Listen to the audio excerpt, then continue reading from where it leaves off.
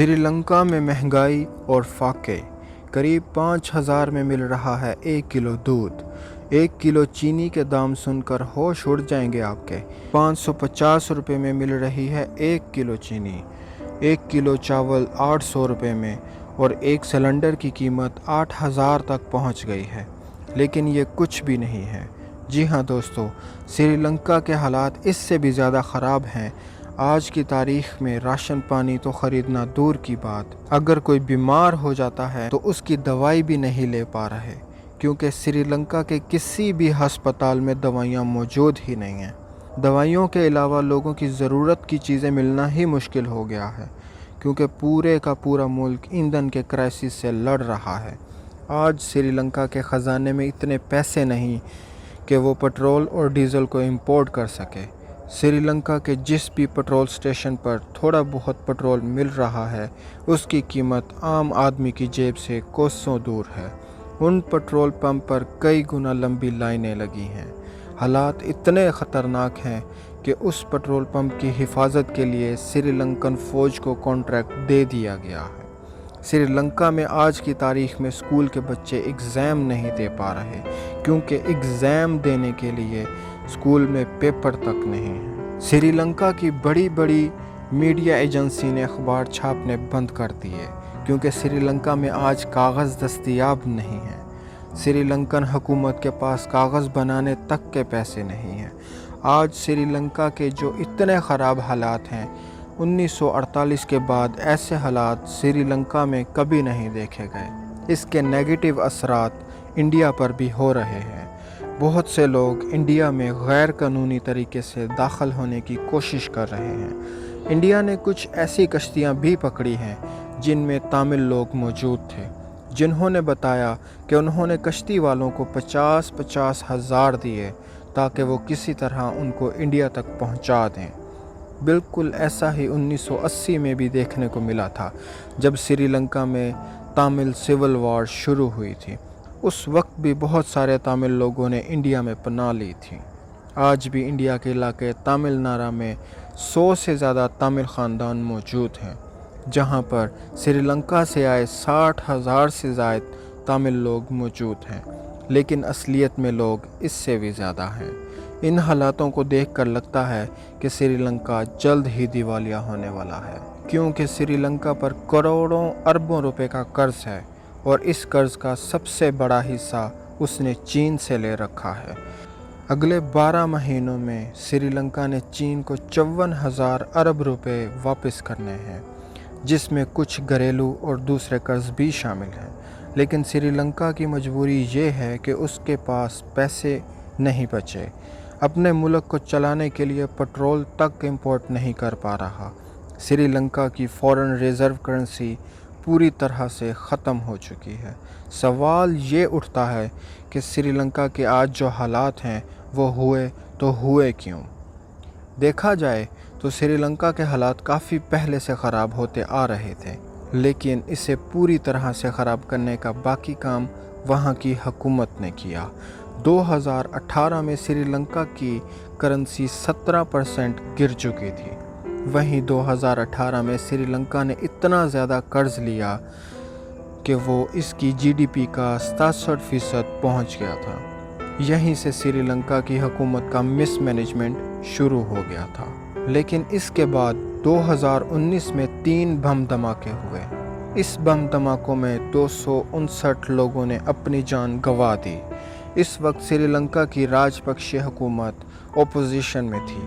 اس وقت راجپکشے حکومت نے لوگوں سے وعدہ کیا کہ اگر وہ پاور میں آئیں تو وہ لوگوں کو ایندھن میں سبسڈی دیں گے اور ٹیکس بھی کم کریں گے۔ وہیں سری لنکا کو باقی ملکوں سے زیادہ سیف بنایا جائے گا۔ بس اپنے وعدوں کی وجہ سے گوٹا راجپکشے سری لنکا کے پریزیڈنٹ بن گئے، اور 2020 میں مہندرا راجپکشے یعنی کہ ان کے بھائی کو سری لنکا کا وزیر اعظم بنا دیا گیا۔ پاور میں آتے ہی گوٹا راجپکشے نے سب ٹیکس کو کم کر دیا، وہیں چند ٹیکس کو ہمیشہ کے لیے ختم کیا گیا، لیکن اس سے حکومت کو پیسہ کم ملنے لگا۔ اس وقت تک سری لنکا کے اوپر 68% قرض چڑھ چکا تھا۔ لیکن یہاں پر راجپکشے حکومت کا مس مینجمنٹ ختم نہیں ہوا تھا۔ جب راجپکشے حکومت نے دیکھا کہ ان کے فورن ریزرو تیزی سے ختم ہو رہے ہیں، تب انہوں نے پہلا اٹیک سری لنکا کے کسانوں پر کیا۔ سری لنکا کی زیادہ تر کمائی ناریل اور چائے پتی سے ہوتی ہے، اور ان پودوں کو اگانے کے لیے سری لنکن حکومت باہر کے ملکوں سے کھاد کو امپورٹ کرتی تھی، لیکن انہوں نے اپنے فورن ریزرو کو بچانے کے لیے کھاد کو امپورٹ کرنا بند کر دیا اور سری لنکا کے لوگوں سے کہا کہ آپ آرگینک فارمنگ کریں اور لوگوں کو ہیلدی بنائیں۔ لیکن راجپکشے حکومت کا یہ فیصلہ سب سے زیادہ غلط فیصلہ تھا۔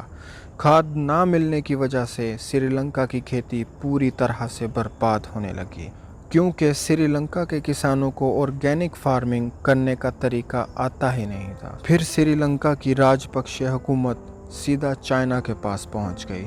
وہاں سے انہوں نے آرگینک کھاد کو امپورٹ کرنا شروع کر دیا۔ سری لنکا نے تقریباً 20,000 ٹن آرگینک کھاد کو چائنا سے امپورٹ کیا، اور اس پر سری لنکا کا خرچ $49 ملین آیا۔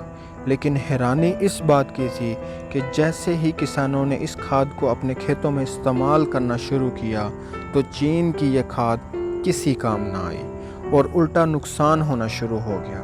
آخر میں سری لنکن حکومت نے اس کھاد کو واپس پیک کیا اور چائنا کو واپس بھیج دیا، لیکن واپس کرنے میں بھی سری لنکا کو $7 ملین کا ٹرانسپورٹ خرچ دینا پڑا۔ لگاتار سری لنکا کی کنڈیشن خراب ہوتی جا رہی تھی، کھیت برباد ہو رہے تھے، چیزیں مہنگی ہو رہی تھیں، لیکن لوگوں کا دھیان اس طرف نہ جائے اس لیے راجپکشے حکومت نے کمیونل وار چھیڑ دیا تھا، جس کی وجہ سے بہت سے مسلم اور تامل اس کی چپیٹ میں آ گئے تھے۔ گوٹا راجپکشے حکومت نے سری لنکا میں رہنے والے مسلم اور تامل لوگوں کے خلاف سری لنکن لوگوں کو بھڑکانا شروع کر دیا۔ حکومت نے اعلان کر دیا کہ انڈیپینڈنس ڈے کے دن تامل زبان میں قومی ترانہ نہیں گایا جائے گا۔ اس پر پوری طرح سے بین لگا دیا گیا۔ کمیونل وار کو چھیڑنے میں وہاں کی حکومت کامیاب ہو چکی تھی۔ اب سری لنکا کے لوگ مسلم اور تامل پر ظلم کرنے لگے تھے۔